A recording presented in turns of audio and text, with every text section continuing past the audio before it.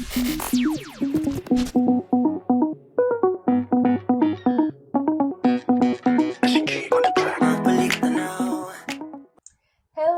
Magandang umaga, tanghali, hapon o gabi sa atin pong lahat.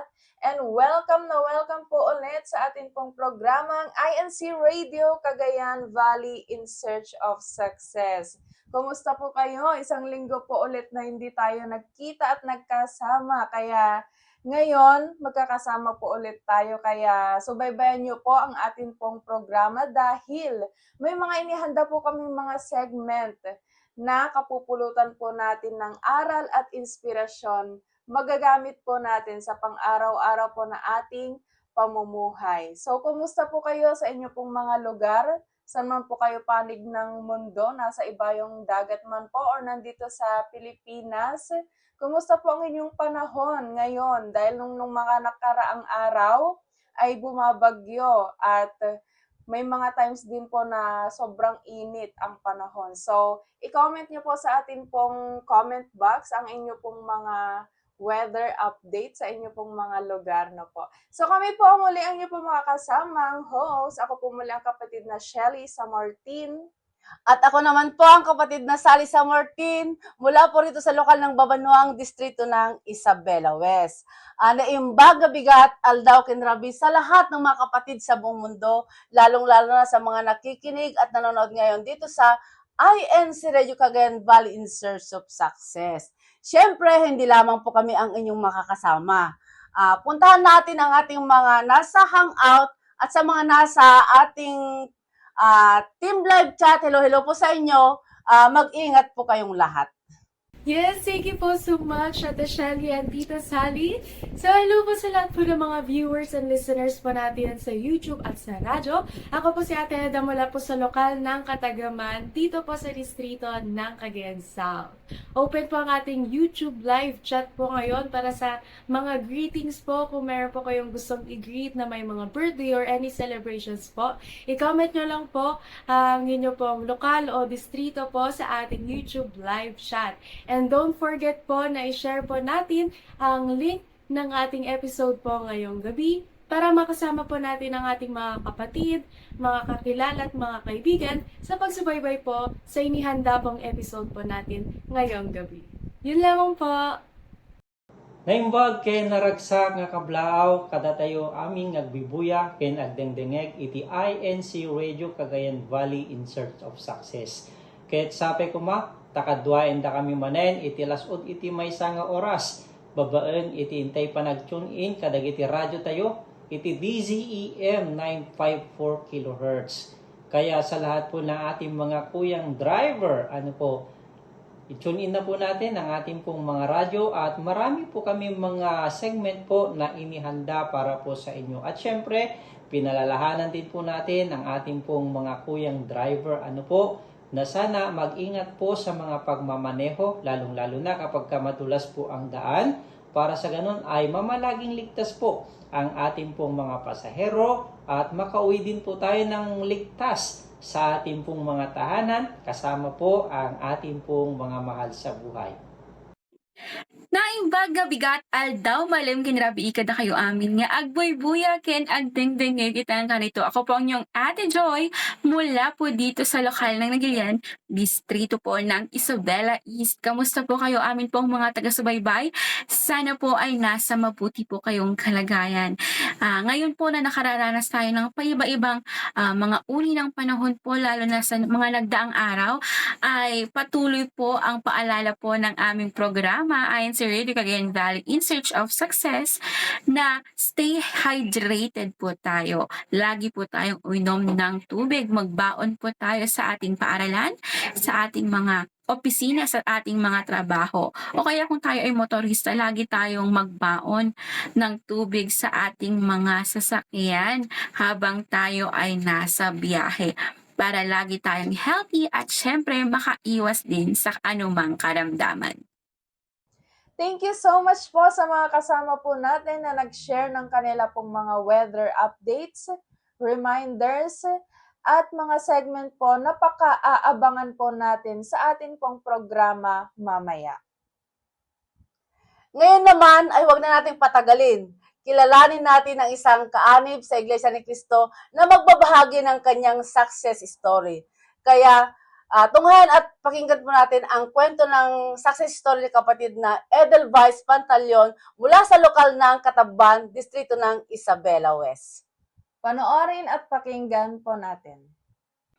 Ako po si kapatid na Edelweiss Pantaleon, 24 years old, nakatala sa lokal ng Kataban, distrito ng Isabela West. Ako po ay isang organista at may tungkulin sa pananalapi. Pinanganak po ako sa Quirino, Isabela. Doon din po ang unang kinatalaan po namin sa lokal ng Swerte. Nagtapos po ako sa kursong Bachelor of Science in Accountancy sa New Era University at ngayon po ay kasalukuyang nagtatrabaho po dito sa Aurora, Isabela bilang isang audit supervisor. Ang buong sambahayan ko po ay mga may tungkulin. Ang papa ko po ay Pangulong Diakono sa lokal namin. Ang mama ko naman po ay isang diakonesa. Ang kapatid ko po ay mga awit na nag-aaral pa rin po hanggang ngayon. Nakatala po siya sa lokal ng Baguio City at mga awit po siya doon. Ang papa ko po ay convert. Kakilala po sila dito sa Rojas nung tatrabaho po yung mama ko. Isa pong teacher ang mama ko, pero ngayon po ay nag-resign na po, nagmamanage na lang po ng negosyo. Ang papa ko naman po ay businessman, kaya magkatuwang po sila na nagtatagod sa amin pong negosyo, which is yung gasolinhan po namin tsaka yung agri-supply.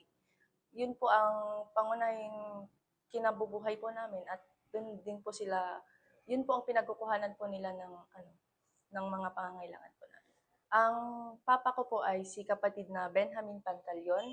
Ang mama ko naman po ay si kapatid na Lorely Pantaleon. At ang kapatid ko po, na bunso po namin, dalawa po kaming magkapatid, ay si kapatid na Ivan Pantaleon. Nung high school po ako, wala po akong specific na course na naiisip na i-take kapag college na. Ang naging idea ko na lang po, since may business po kami, na mag-take up na lang po ng accountancy. Ngayon po, ang dream school ko po talaga, New Era, kasi gusto ko po na parang maranasan na yung halos lahat ng kaklase ko, mga kapatid, tapos malapit sa templo. Kaya nung college po, doon po ako nag-enroll. Pero nung kami po yung unang batch na naabutan ng pandemic, kaya yung first at second year ko po ay online classes. And then, nung third year, doon lang po ako lumuwas pa Manila. Yung pag-aaral ko po, talagang masasabi kong mahirap, pero masaya. Lalo na po nung nasa dorm na po ako at mga kasama ko po doon, mga may tungkulin din, mga kapatid. Kaya kahit po anong hirap, pag malayo man po ako sa mga magulang ko, hindi ko po na-feel na, hindi po ako naka-feel ng homesickness. Kasi parang pamilya na po kami doon, ng mga kadorm ko, kahit mga kaibigan ko po, mga kapatid din naman. Sa kurso ko po, sobrang hirap. Parang high school, elementary, ganyan, sanay po ako na yung hindi bumabagsak. Pero nung college na po, nung nag-take up ako ng accountancy, parang normal lang po pala ang ganong mga bagay na hindi mo maipapasa yung isang quiz, ganyan. Ang kailangan lang po, review. Walang katapusang review. Nung fourth year po ako, graduating na po, mga May, bale, tumawag po habang nasa OJT po ako, tumawag po yung mama ko. Sabi niya po, yung tito ko po, na kapatid niya, which is kapatid niya, nasa ospital, 50-50. Kasi po, ang sa kanya ng doktor, na rabies po siya. So, habang nasa Manila po akong ganyan, hindi ko po alam ang gagawin ko kasi alam ko po rabies na po yun eh. Hindi na po pwedeng maagapan. Lalo na po, nasa stage na po siya na hindi na po siya makakilala, hindi niya na po alam ginagawa niya. So isang araw lang pong ganun na tinawag. And then the next day, habang nasa OJT po ulit ako noon, tumawag po ulit yung mama ko, sabi na wala na daw po siya. Isang araw lang po, ganun lang po kabilis lumipas yung mga pangyayari. Yung mga sumunod na pangyayari, hindi ko na po halos namalayan. Mabilis po akong umuwi dito po sa probinsya. 3:00 ng madaling araw, nandun po ako sa Jadi. traffic po nun kasi ginagawa yung daan, tumatawag na po yung mama ko. Kasi po ang protocol, ilibing agad. Kasi rabies nga po, bawal ma-expose yung mga nasa paligid, ganyan. So, alas 3 po tumatawag siya, nasaan na daw po ako, ganyan.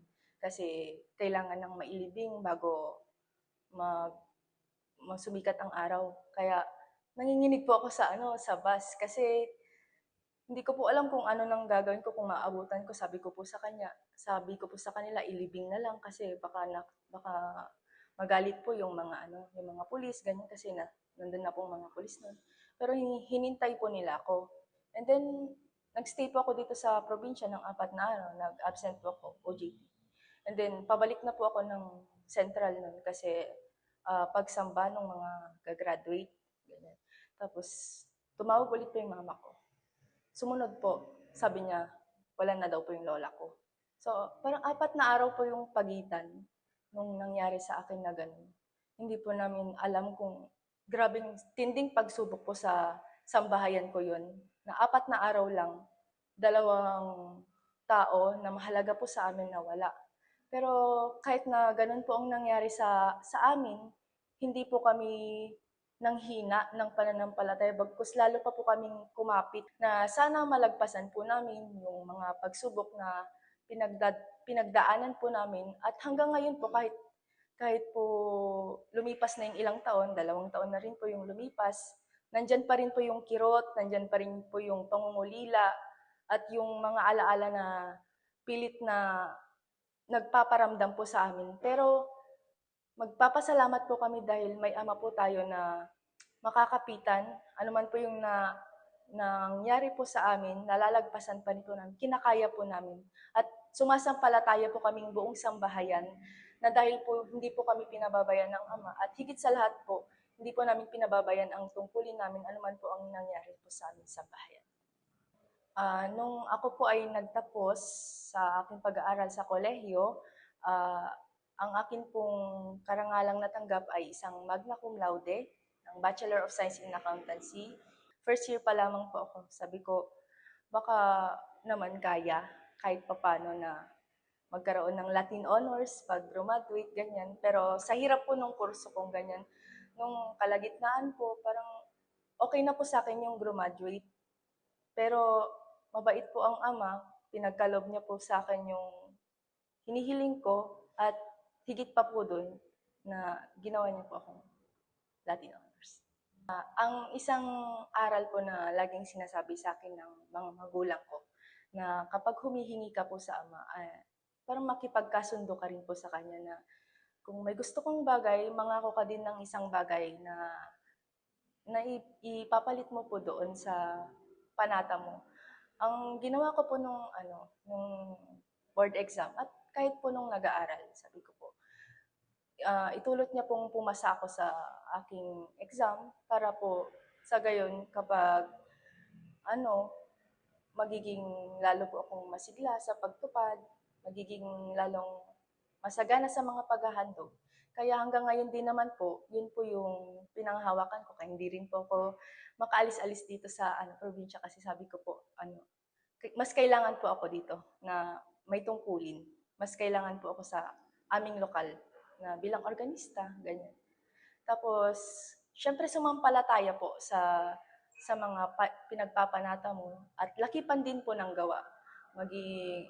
Kung may goal ka po sa buhay, kung gusto mong magtagumpay sa pag-aaral o kaya sa board exam, dapat po lakipan ng kalakip na gawa, pagsusumikap. Syempre, hindi naman po mawawala yung pagod na nararamdaman, pero ang mahalaga po, lumaban ka pa rin. Kung napapagod ka, magpahinga, pero pagkatapos po nun, ituloy mo po yung mga ginagawa mo, mag-aral ng mabuti. At mahalaga din po ang pagpapahinga. Siyempre, hindi naman po maiiwasang ma-burnout sa pag-aaral. Kailangan din po na alam mo kung kailan ka titigil. Kasi kung tinutuloy-tuloy mo lang, mag-aral, wala din pong matitira sa'yo. Kailangan mo din pong alagaan yung sarili mo kasi yun din po naman ang unang-unang sandata mo kapag kumaharap ka sa mga ganyang kahihirap na pagsusulit.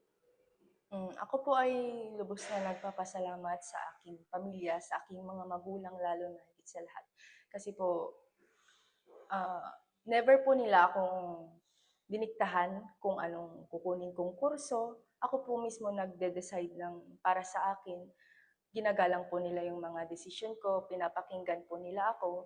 At nung exam po kahit nung board exam po, sa Manila po ako nag-exam. Kahit po sobrang abala sila sa mga negosyo, ganyan. Pero naglaan po sila ng 3 araw para samahan po ako doon. Suportahan po ako. Kasi alam po nila kung gaano po kahirap, lalo na mag-isa po ako doon. Nagpapasalamat din po ako kasi yung hindi man po sila showy sa mga sa akin pag kunwari ganyan. Pero nararamdaman ko po yung kung mag-exam ako, yung pagpapayo nila, mga sinasabi nila, pagpapalakas po nila sa akin. At higit sa lahat po na pinapasalamatan ko ang Panginoong Diyos kasi hindi ko po alam kung sa Kanya po nanggaling lahat ng katangian, ng karunungan na ginamit ko po at hanggang ngayon ginagamit ko po sa aking paghahanap buhay na po ngayon. Siya po ang gumagabay sa akin. 1 buwan po pagkatapos nung board exam, ah, nag-apply na po ako bilang isang audit associate.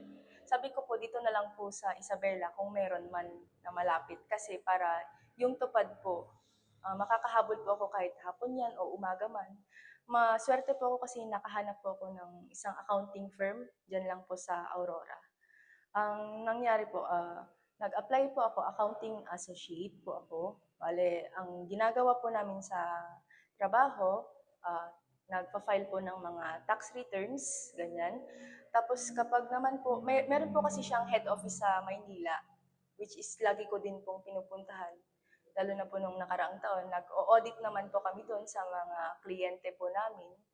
Yung amo ko po, ako lang po kasi yung CPA po niya na empleyado. The rest po, hindi pa po nakakapag-take, ganyan.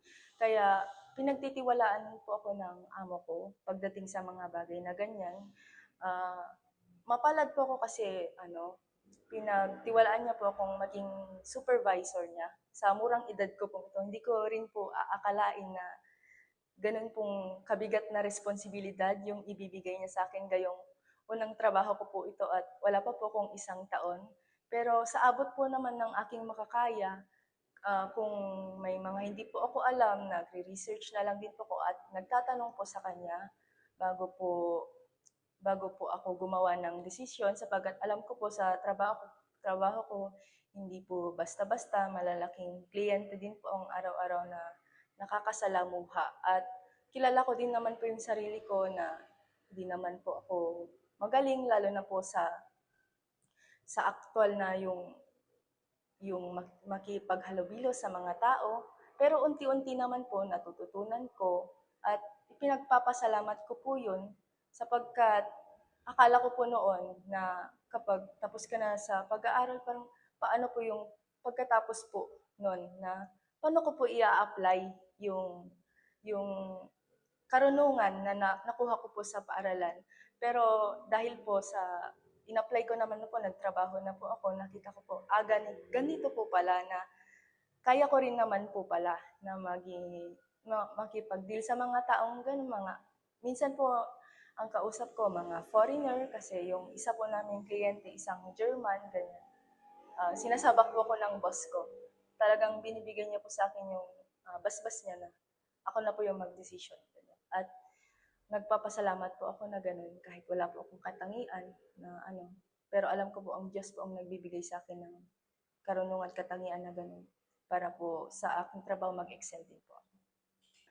Nagpapasalamat din po ako sa ating tagapamahalang pangkalahatan, ang kapatid na Eduardo V. Manalo, sa kanila pong taus-pusong paggabay, pagsuporta sa amin na mga nagsisipag-aral pa lamang noon, lalo na po noong nasa New Era po ako, ramdam na ramdam po namin ang kanilang pagsuporta, mga inululunsad po nilang mga aktibidad para sa aming mga estudyante sa CBI na ginaganap.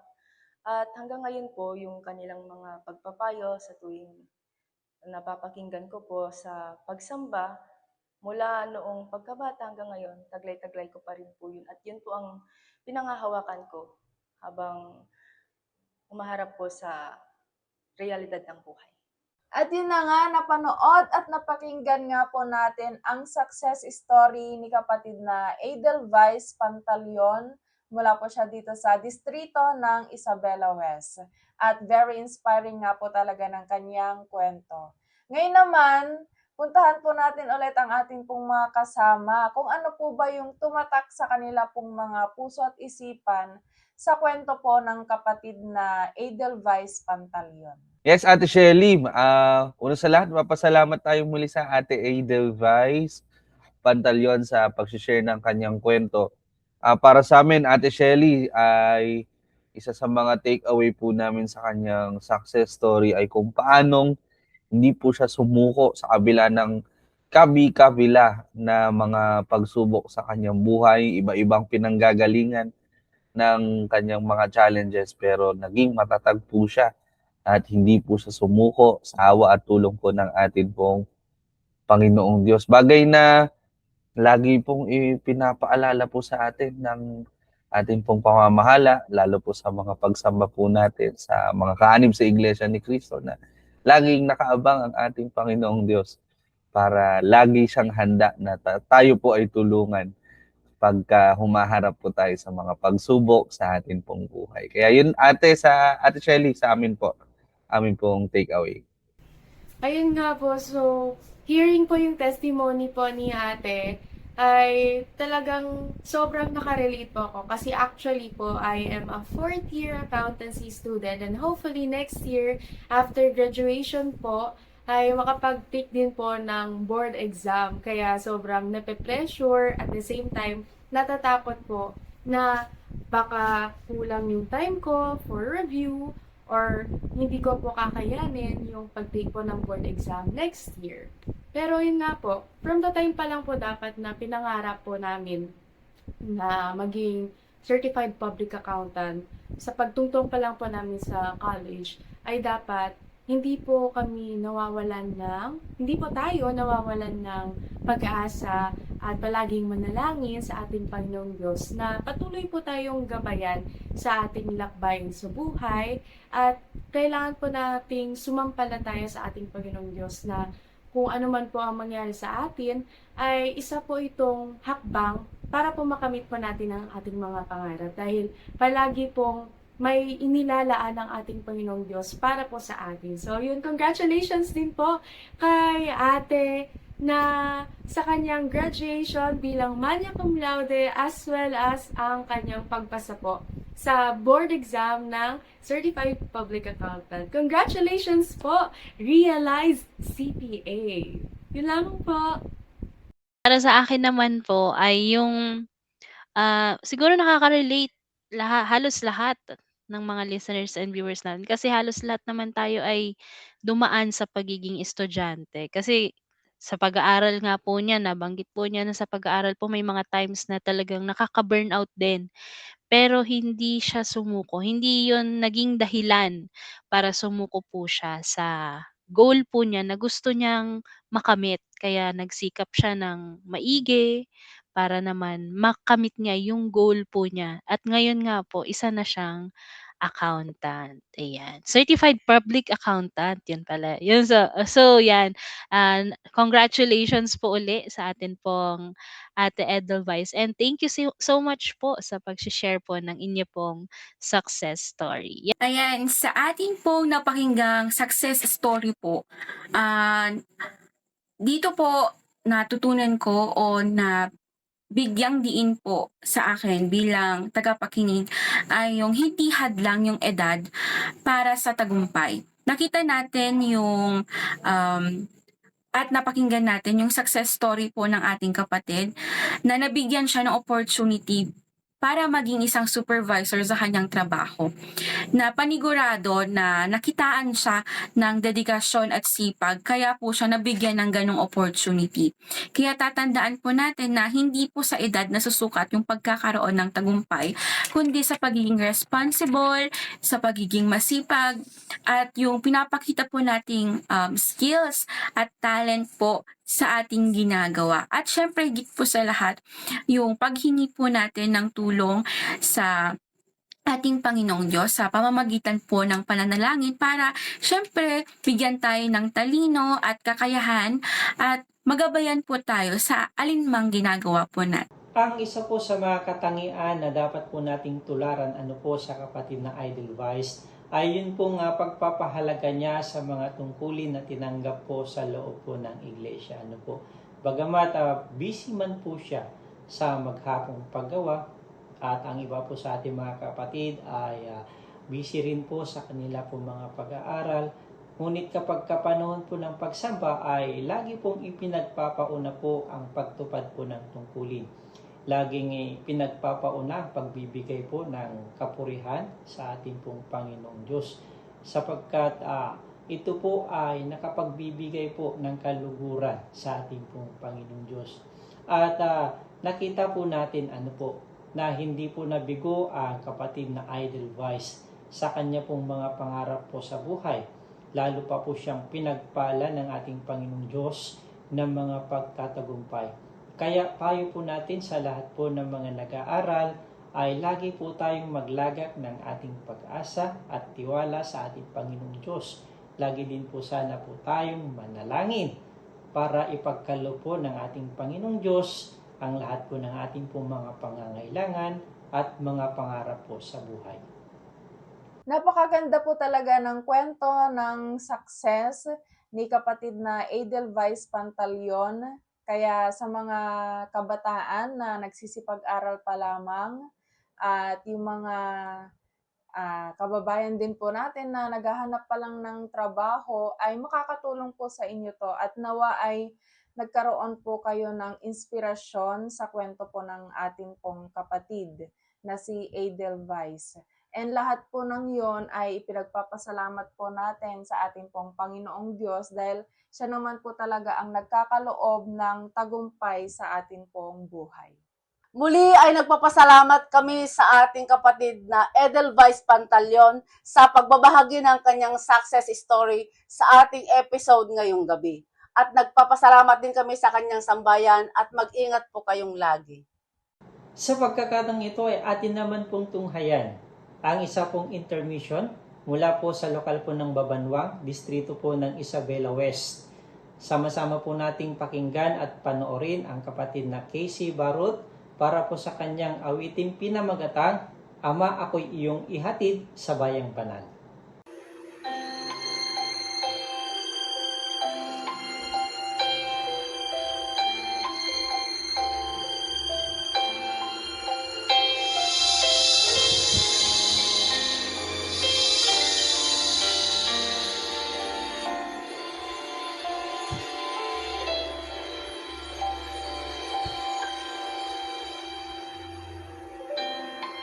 Sa aking paglalakbay sa mundong ito na pangulumpay, di maiiwasan pagsubok ay maranasan, at minsan halos mawalan ng pag-asa, ngunit dahil sa'yo ako'y matatag na lumalaban. Ama, panalangin ko ay tingin, huwag mong tulutang malayo sa iyong piling. Ama, ang pangako ko sa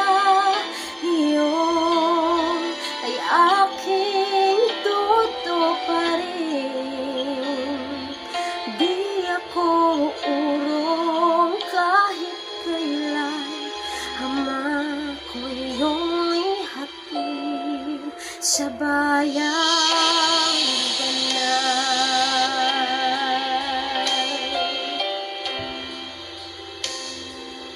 upang huwag maligaw, bigyan mo ng ilaw ang daan na aking nilalakaran. Tunay kang kailangan, mga pangarap na nais kong abutin. Alam kong makakamit ko rin, lahat ay magagawa sa tulong mo, Ama. Panalangin ko ay dinggin, huwag mong tulutang malayo sa iyong piling. Ama,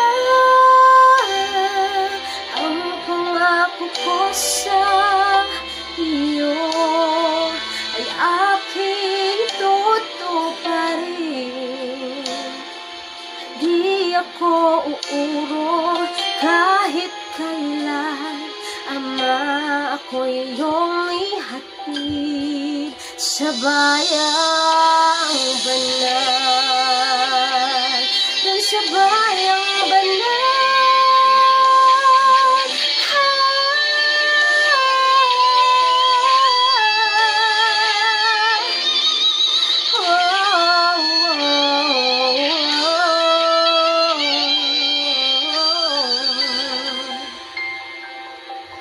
Kung saan payapa ang buhay, may ngiti sa aking labi, di na ko luluha.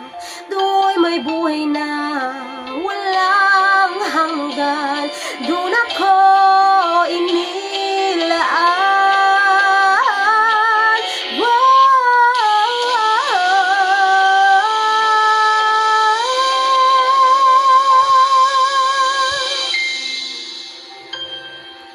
Panalangin ko ay tinggin, huwag mong tulutang malayo sa iyong piling.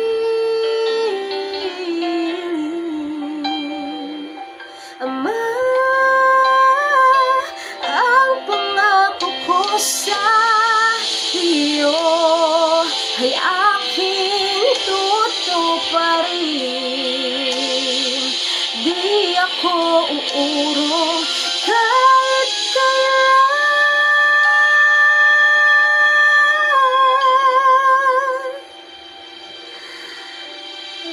ako'y iyong ihatid sa bayang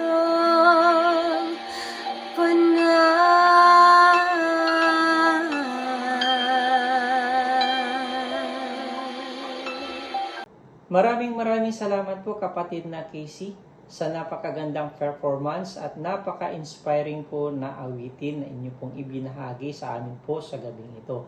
At syempre binabati po natin ng mga Barot family dyan po sa lokal po ng Babanuang, distrito po ng Isabela West.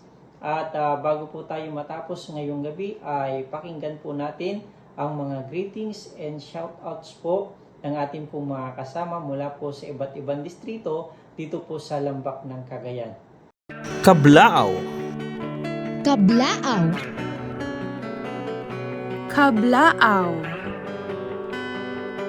Kablaaw. At Ate Shelly, unahin na po namin ang pagbati dito po sa aming distrito. Una po sa lahat, binabati ko po ang kapatid na Rodel Ibarrera, maging ang kanyang buong sambahayan. Ganun din po ang kapatid na Jimmy Dagyapin, ang aming pong pangalawang tagapangasiwa sa aming distrito. At binabati ko rin po ang kapatid na Charleston Nilo, ang aming pong katiwala sa kapisan ng pansambahayan, maging ang kapatid na Sunny J. Casiano, ang aming pong District Multimedia Advisor.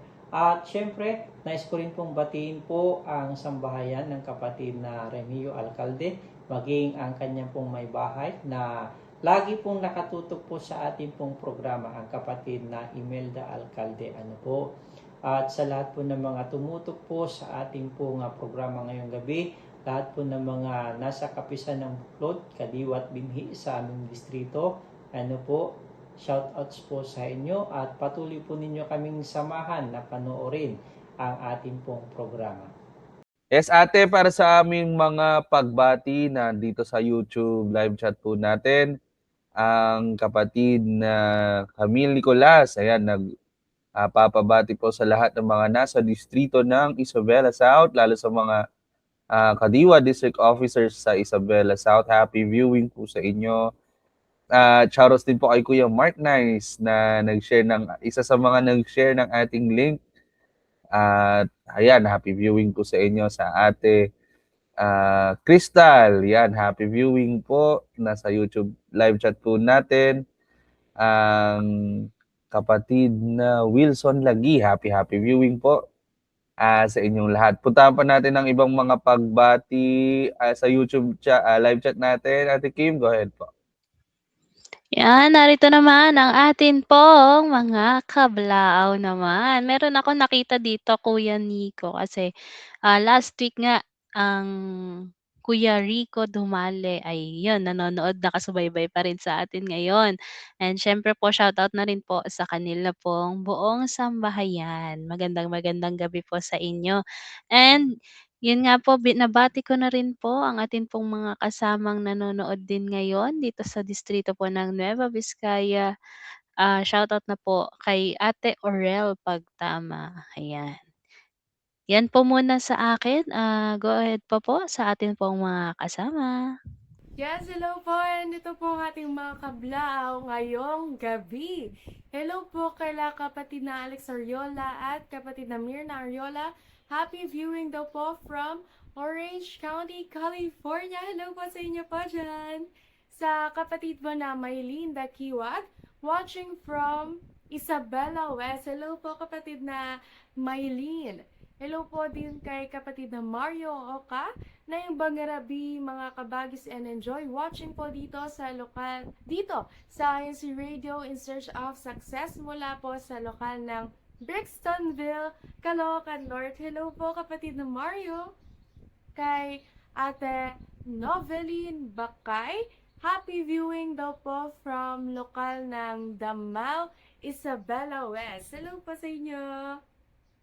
At kay Ate Janet, kapatid na Janet Salvador, watching daw po from Carmen, Cagayan de Oro, Misamis Oriental. Hello po sa inyo po dyan, ate. And kay kapatid na Adelaida po from lokal ng Cabalon, Zambales South. Ang layo naman po ng mga viewers and listeners po natin ngayon. Hello po kay kapatid na Precious Aiza Santos from lokal ng Kabagan sa Cagayan South. Hello po Ate Aiza. Miss po namin kayo. Magkasama na rin po ulit tayo soon. Dadaan po ulit kami dyan sa Kabagan. Yes. Hello po kay kapatid na Bernadette Gutierrez. Happy watching daw po from lokal ng San Juan sa distrito ng Metro Manila East. Hello po. Kapatid po na Imelda Santos Alcalde and kapatid po na Remio Alcalde Jr. Watching daw po from Sanchez Mira, Cagayan West. Hello po, kamusta po kayo dyan? Mag-ingat po kayo kapag may mga pagulan po dyan sa inyo pong distrito. At kay kapatid po na Tita G. Kay Tita G, happy viewing po from Cainta Rizal. Hello po. Kay kapatid po na Noriel Galang, watching daw po from Kabagan, Cagayan South. Hello po ka, Noriel. Thank you so much po sa pagsubaybay po sa ating programa ngayon. Hello din po kay kapatid na Era La Roma. Happy viewing daw po from lokal ng Muñoz, Isabela West. Hello so much po. And hello din po kay kapatid na Mark Nicolas and kapatid po na Limuel Nicolas mula po sa Basco, Batanes. Hello po, mga nasa malalayong lugar po na mga viewers and listeners po natin. Thank you so much po sa pagsubaybay po sa ating programa ngayon. Kung may mga gusto po kayong greetings or gusto nyo pong mabasa nyo pong mga greetings sa mga susunod din po nating mga episode, ay huwag nyo pong kalimutan na mag-comment po sa ating live chat. Ayan lamang po mga kablao po natin ngayong gabi. Babalik po ang ating programa magkatapos po ang ilan po mga paalala at ang pagpapakilala po ng ating himpilan.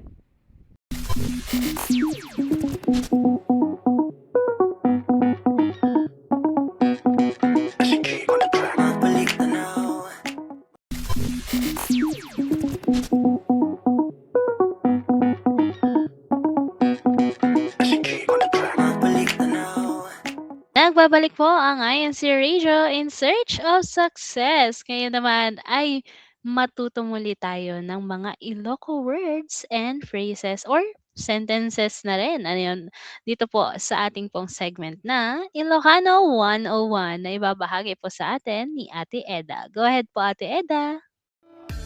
To welcome po sa ating segment na Ilocano 101, ang kaibigan mo sa pag-aaral ng wikang Ilocano.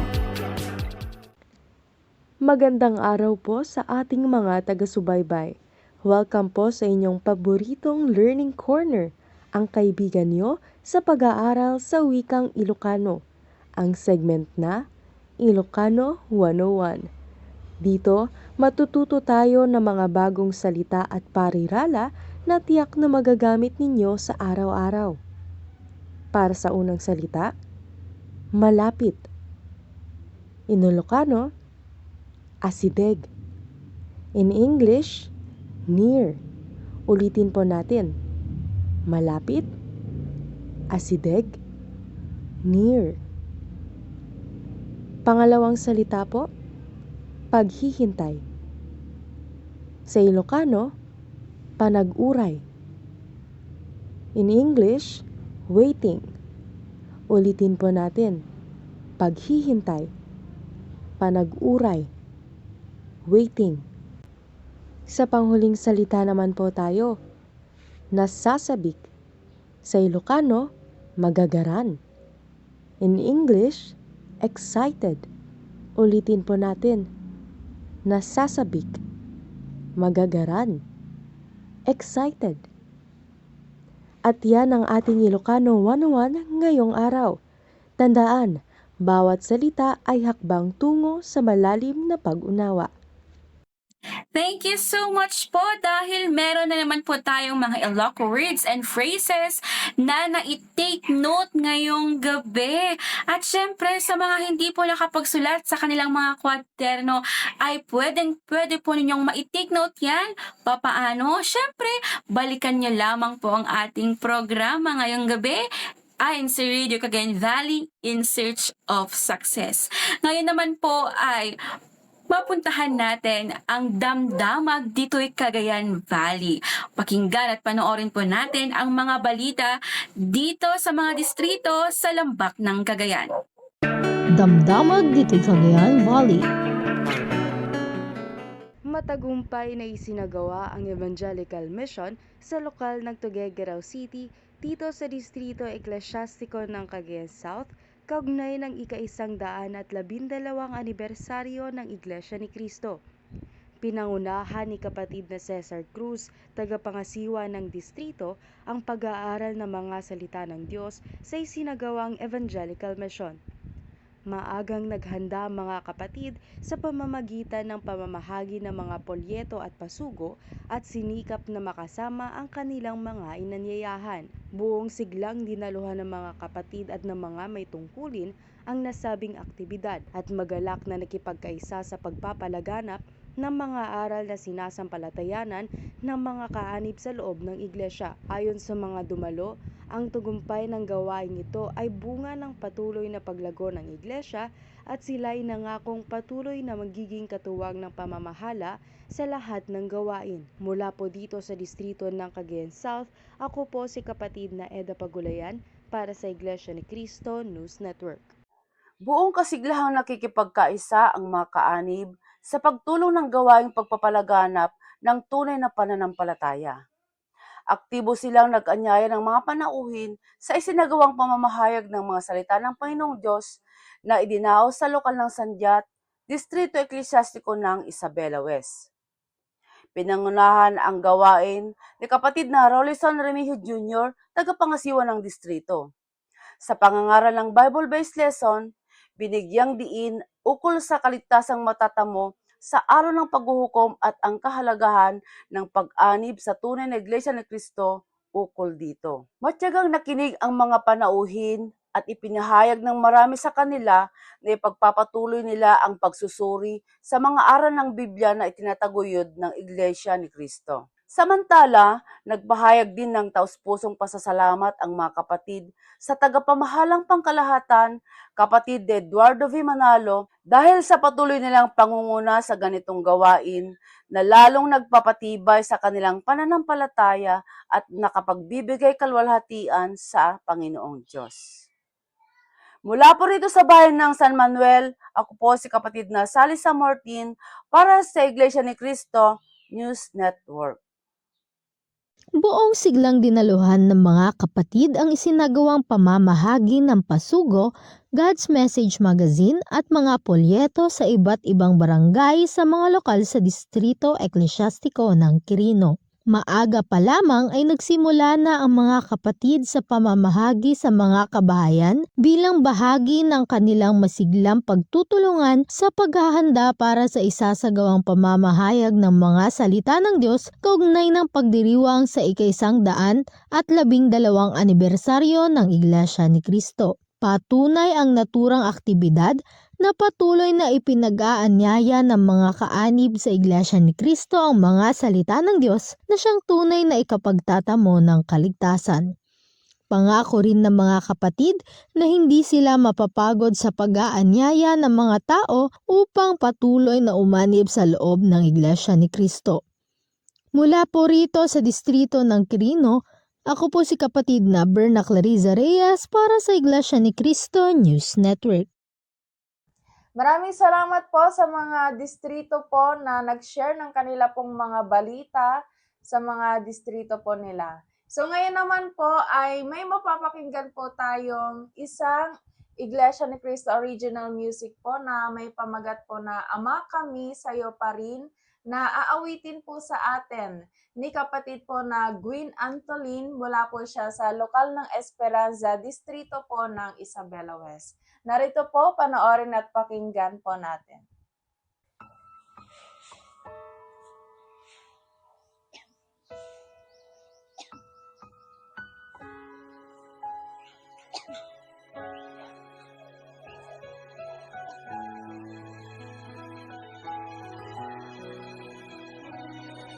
Mula pa sa aming pagkabata hanggang sa kami ganap ng nakaunawa, tinuruan sa'yo'y manalangin, sumampalatayang lubos sa'yong magagawa.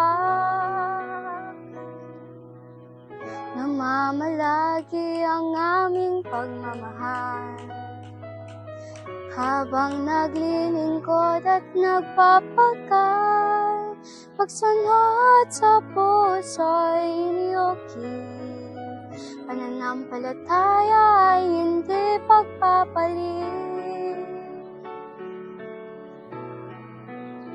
Sa'yo, Ama, aming dalangin, nawa'y ingatan mo sambayan namin.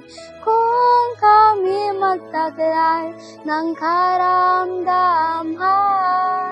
nawa'y kagalingan sa aming dawat. Kami nangangako, laging magtatalaga, palaging tutupad, naglilingkod tuwina anuman sa amin ay dumating. Ama kami ay sa iyo pa rin.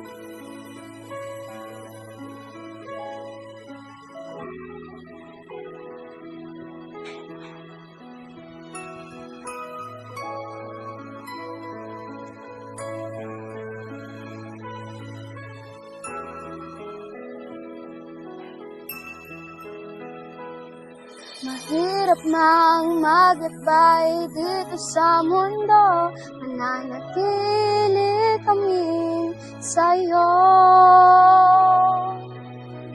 Buhay namin sa iyo'y ihabilin, at ang utos mo lamang ang susundin. Pagsunod sa puso'y hiniyukin, pananampalataya ay hindi pagpapalit.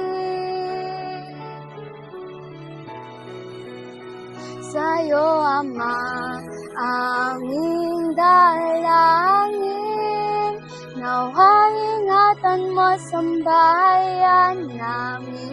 Kung kami magtaglay ng karamdaman, naway kagalingan sa aming gawat. Kami nangangako, laging magtatalaga, palaging tutupad, naglilingkod tuwing na anuman sa amin ay dumating. Ama, kami ay sa iyo pa rin. Karamdaman, pagsubok o tiisin, dahil sa iyo ito'y kaya naming tiisin. Sa'yo, Ama, aming dalangin, naway ingatan mo sambahayan namin. Kung kami magtaglay ng karamdaman, naway kagalingan sa aming gawat. Kami nangangako, laging magtatalaga, palaging tutupad, maglilingkod tuwing na anuman sa amin ay dumating. Ama, kami ay sa iyo pa rin.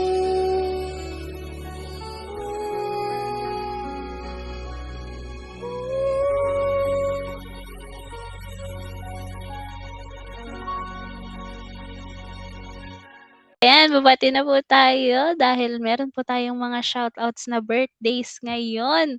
Ano po, mula po dyan sa lokal ng Babanwang muna. Distrito po ng Isabela West. Happy birthday po kina kapatid na Janine Labasan, ka Darwin Lanuza, ka Aaron Doronio, and ka Banalin Gallego. Yan, happy birthday po sa inyo. And syempre po, batiin ko na rin po ng belated happy birthday ang akin pong mga kasamang District Multimedia dito po sa distrito ng Nueva Vizcaya, kapatid na Diana Perez Macaraeg. Yan, belated happy birthday po Ate Diana, and Ate Selena Acoba. Yan, belated happy birthday po. And syempre po sa akin pong bunsong kapatid, belated happy birthday din kay Tintin. Ayan. Happy birthday po sa inyo. Ayan din po, binabati ko na rin po ang amin pong tagapangasiwa ng distrito, kapatid na Randy Bautot. Sa amin pong pangalawang tagapangasiwa, kapatid na Daniel Agabaw. Sa amin pong katiwala sa kapisan ng Pansambahayan, kapatid na Rolly Yadaw. Sa amin pong multimedia advisor, kapatid na Mark Anthony Godoy, at sa amin pong mga kasamang district multimedia team na patuloy na sumusubaybay po dito po sa atin pong programa. At sa lahat po ng mga kapatid na atin pong mga listeners and viewers din mula dito sa distrito po ng Nueva Vizcaya. Yan, magandang gabi po sa inyo and happy viewing po. Yan, baka may pakapagbati pa po atin pong Kuya Nico Concepcion. Go ahead po. Yes, Ate Kim, bumabati rin tayo ng happy birthday sa Ate Julie Rose Benigjan po sa Metro Manila, at happy birthday, belated happy birthday po sa kapatid na Jerry Yasay. Belated happy birthday po sa Kuya John Isaiah Corpus. Yan, happy birthday po sa inyo. Advance happy birthday sa Kuya Andrew Hayward dyan po sa New South Wales, Australia. Belated advance happy birthday po sa inyo, Kuya.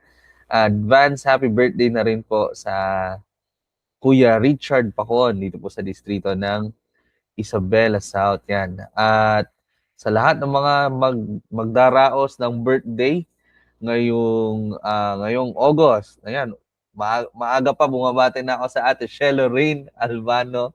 Advance happy birthday sa iyo.